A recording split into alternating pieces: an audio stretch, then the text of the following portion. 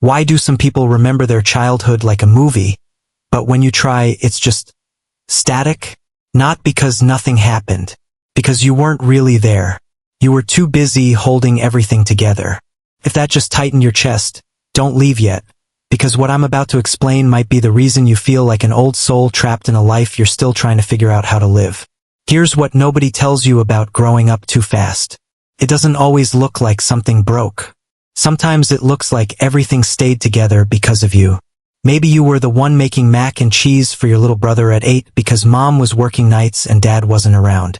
Maybe you became the human translator during your parents' fights, trying to keep the peace like some tiny diplomat who just wanted everyone to stop yelling. Or maybe it was quieter than that. Maybe you just learned really early that the world didn't stop spinning when you were scared or sad or confused, so you stopped being those things. You stopped needing.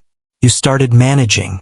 And that version of you, that little adult in a child's body, they're still here, still running the show, still making decisions based on rules you don't even remember writing. There's a term for this. Psychologists call it parentification, basically, when a kid ends up doing the job of the parent emotionally or practically or both. But that word doesn't really capture what it feels like. Does it? It doesn't capture what it's like to be 7 years old and feel responsible for whether your mom smiles today. To be 10 and already exhausted. To be 12 and more emotionally intelligent than the adults around you. Not because you're gifted, but because you had to be. Dr. Lisa Hooper, who spent years studying this, found something fascinating. Kids who go through this often look incredibly mature on the outside. People praise them, call them wise beyond their years, so responsible, such an old soul. But here's the truth. It's not maturity. It's a nervous system that learned way too early that safety depends on staying alert, on managing everything, on never fully relaxing. It's a child's brain adapting to survive something they shouldn't have had to survive. And that adaptation doesn't just go away when you grow up. It becomes the blueprint for everything. Think about it like this. When you're a kid and your environment is unstable, your brain does something clever. It starts predicting.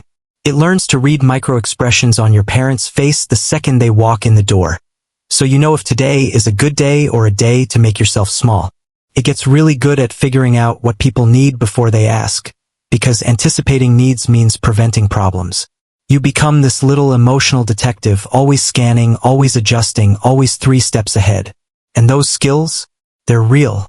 They're impressive, actually. Fast forward 20 years and you're the person everyone calls in a crisis. You're the one who just handles things. You can read a room like it's written in your first language. You know what people need sometimes before they do. But here's where it gets complicated. Those superpowers you developed, the ones that make you so capable, so reliable, so good in a crisis, they came with a cost you're still paying. And the bill keeps coming due in the weirdest ways. You know what's strange? People who grew up too fast can usually handle the big stuff without breaking a sweat. Job loss? Breakups, emergencies. They're almost calm when everything's falling apart. It's the small things that completely unravel them. Asking a friend for a favor feels like pulling teeth. Taking a day off without a reason feels wrong. Almost shameful. Being playful, silly, carefree? That feels dangerous, like you're breaking some sacred rule. And rest, actual rest where you're not half waiting for something to go wrong, that might as well be a foreign language. Because when you learned at 6 or 8 or 10 years old that your needs came last, that stability depended on you holding it together, that the world didn't pause for your feelings, you didn't just learn a lesson. You built an entire operating system. And that system is still running in the background of your adult life, making decisions you don't consciously choose. Let me paint you a picture of what this actually looks like now. You're probably the person people lean on, the dependable one, the one who has their life together, at least from the outside. And you might find yourself drawn to people who need you, people who are a little broken, a little lost, people you can fix. Now, before you think I'm saying you have a savior complex, slow down. It's not about saving people. It's about something deeper. Being needed feels like love because that's the only version of love you learn to recognize. When someone needs you, when you're useful, when you're solving their problems, that feels like connection. That feels like you matter. Because back then, your value was tied to what you could do, not who you were. So now, even when you know better intellectually, emotionally it still feels true. And relationships, They get tricky in a very specific way. Intimacy. Real intimacy where someone sees all of you and you can't control what they see. That feels terrifying. Being vulnerable wasn't safe when you were young. It was a luxury you couldn't afford. So even now, even when you're with someone who genuinely loves you, someone who's safe and kind and present, there's this part of you that just can't let the walls down. Won't let them down. And here's the part that might sting a little.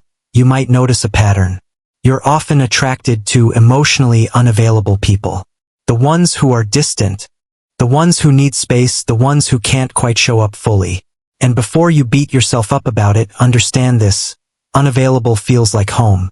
Not because you're broken or because you love suffering, but because home was a place where you gave and gave and gave, and receiving was rare, conditional, earned. So when someone offers you steady, consistent, uncomplicated love, it actually feels weird. Feels wrong. Like waiting for the catch. For the moment it all gets pulled away. Comfort feels uncomfortable because your system is wired for chaos. Then there's control.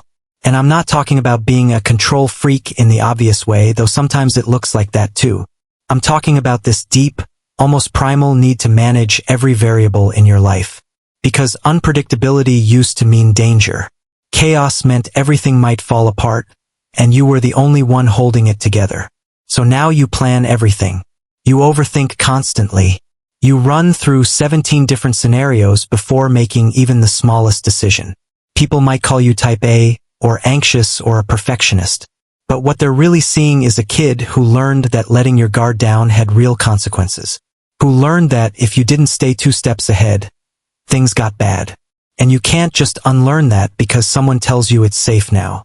Your body doesn't believe them. Let's talk about the exhaustion for a second, because this is important. That bone-deep tiredness you feel, the kind that sleep doesn't touch, that's not laziness.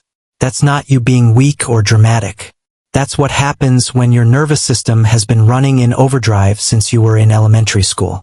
Your body never learned what true rest feels like because rest wasn't safe. Rest meant things might fall apart. Rest meant you weren't watching, weren't managing, weren't holding everything together. So even when you're lying in bed, even when you're on vacation, even when nothing is objectively wrong, part of you is still on guard. Still waiting. Still working. And that's exhausting in a way most people will never understand. Here's something that might really hit hard. A lot of people who grew up too fast have this complicated relationship with success. You achieve things. Good things. Impressive things. You hit milestones that should feel satisfying. But they don't. There's always this voice in your head saying it's not enough. Do more. Be better. Work harder. Prove yourself. Because somewhere along the way your worth got tangled up with your usefulness. You learned that you mattered because of what you could do, not because of who you were. And the really cruel part? Society rewards this. The world loves people like you. You're productive. You're independent. You don't complain. You're low maintenance. You get things done without needing much in return. You're the dream employee, the dream partner, the dream friend. But nobody asks what it cost you to become this way. Nobody wonders what you lost in the process. There's something else too. You became fluent in a language most people never have to learn, emotional labor. You can walk into a room and immediately sense the tension. You can manage conflict before it even starts because you see it forming 3 moves ahead. You can make everyone comfortable while you're falling apart inside. And the weirdest part? You might not even realize you're doing it anymore. It's just automatic. Like breathing. Except breathing keeps you alive. And this slowly drains you until there's almost nothing left. You probably have moments where you're surrounded by people. Friends, family, coworkers, and you still feel completely alone. Not lonely in the obvious way. Alone in the sense that nobody sees how hard you're working to keep everything smooth. To keep everyone okay. And asking them to notice feels like admitting you failed at the one thing you were supposed to be good at. So you don't ask. You just keep going. So what do you do with all of this? How do you heal from something that doesn't even feel like it counts as trauma? Because it wasn't one big terrible event. It was 1,000 small moments of being too much and not enough at the same time. Of being needed but not seen. Of being capable but not cared for. Here's where we start. First, you have to grieve.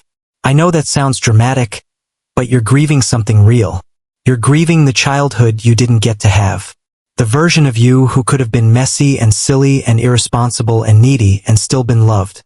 Just for existing, not for performing. That kid deserved better. And saying that out loud doesn't make you ungrateful. It doesn't mean you don't love your family or understand they were doing their best. It just means you're finally being honest about what was lost. And you're allowed to be sad about it. Second, and this is the hard part, you have to learn that being needed is not the same as being valued. That your worth isn't measured by how much you can carry or how well you manage other people's emotions or how little you need in return. You're not a human doing. You're a human being. And being is enough. You're allowed to rest without earning it. You're allowed to not have all the answers for once. You're allowed to be the one who falls apart sometimes. You're allowed to receive without giving first, without keeping score, without making sure you've done enough to deserve it. And maybe most importantly, you're allowed to be a beginner at being taken care of. Because that's what you are. The fact that you're 30 or 40 or 50 doesn't change the fact that you never really learned how to let someone else hold the weight. So be patient with yourself as you learn. Be gentle. You're teaching yourself something you should have learned a long time ago. That child who grew up too fast. The one who kept everything together, who was so resourceful and strong and brave beyond what any kid should have to be. They did an incredible job. They survived. They kept you safe. But they can rest now. They don't have to run the show anymore. It's safe to let someone else take a turn.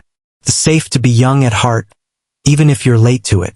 Even if you're learning it now instead of then. You've been holding on so tight for so long, carrying so much, managing so much, being so much for everyone else. What would it feel like to finally let go? Not in a scary way, just in a way that says, I don't have to do this alone anymore. I don't have to prove anything. I can just be here. I can just be me. And that's enough. If this hit home for you, if something in here made you feel seen in a way you're not used to, subscribe to this channel. Because this is what we do here. We explain human behavior without the jargon, without making you feel broken. Just helping you understand why you are the way you are. And maybe, just maybe, helping you find your way back to the kid who deserved to just be a kid. You're not alone in this. You never were.